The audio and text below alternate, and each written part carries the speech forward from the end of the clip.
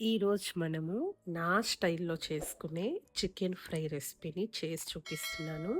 పచ్చి కొబ్బరి గానీ, ఎండు కొబ్బరి గానీ అవసరం లేదు. బిర్యానీ మసాలాలు అవసరం లేదు. అన్నంలోకి కలుపుకొని తినొచ్చు లేదా సైడ్ డిష్‌గా కూడా తినొచ్చు. ముందుగా కేజీ చికెన్ కోసం ఒక చిన్న మిక్సీ జార్ తీసుకొని, ఒక పెద్ద సైజ్ టమాటా, 3 టేబుల్ స్పూన్ల కాజు, కొంచెం వాటర్ వేసి ఫైన్‌గా గ్రైండ్ చేసుకోవాలి.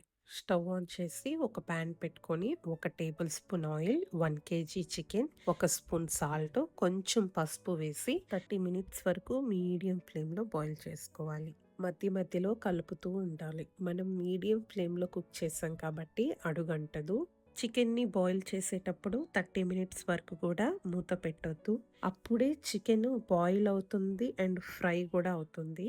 30 మినిట్స్ ఫ్రై చేసుకున్న తర్వాత ఇలా కొంచెం వాటర్ ఉంటాయి. అప్పుడు స్టవ్ ఆఫ్ చేసి చికెన్‌ని ఒక ప్లేట్‌లోకి తీసుకోవాలి.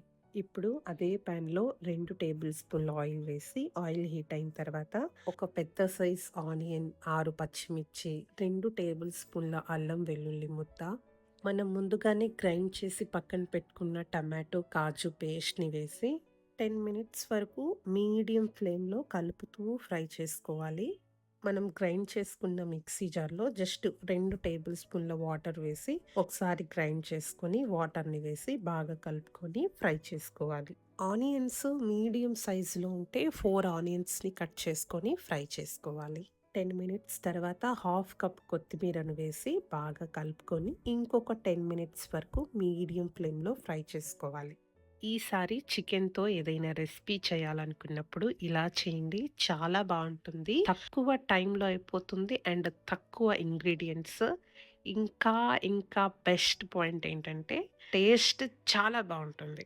20 మినిట్స్ తర్వాత ఒక స్పూన్ సాల్ట్, పావు స్పూన్ పసుపు, 2 స్పూన్ల కారం, 1 స్పూన్ ధనియా పౌడర్, హాఫ్ స్పూన్ జీరా పౌడర్, 1 స్పూన్ చికెన్ మసాలా వేసి ఒకసారి బాగా కలుపుకోవాలి.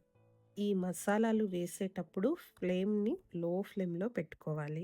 జస్ట్ ఒకసారి కలుపుకున్న తర్వాత బాయిల్ చేసుకున్న కేజీ చికెన్‌ని వేసి లో ఫ్లేమ్‌లో పెట్టుకొని బాగా కలుపుకోవాలి. కలుపుకున్న తర్వాత ఫ్లేమ్‌ని మీడియం, హై ఫ్లేమ్‌లో పెట్టాలి. అంటే అటు మీడియం ఫ్లేమ్ కాదు, హై ఫ్లేమ్ కాదు. రెండిటికి మధ్యలో పెట్టి 1 మినిట్ వరకు కలుపుతూ ఫ్రై చేసుకోవాలి. స్మోకీ ఫ్లేవర్‌తో మసాలా స్మెల్ వచ్చిద్ది.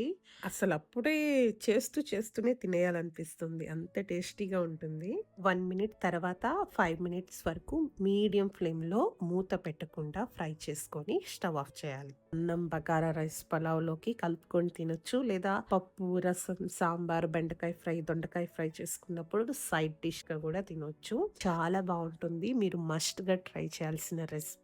మీరు ట్రై చేసిన తర్వాత ఎలా వచ్చిందో నాకు కామెంట్ సెక్షన్‌లో కామెంట్ చేయండి. అలాగే సబ్స్క్రైబ్ చేసి లైక్ చేయండి. Thank you.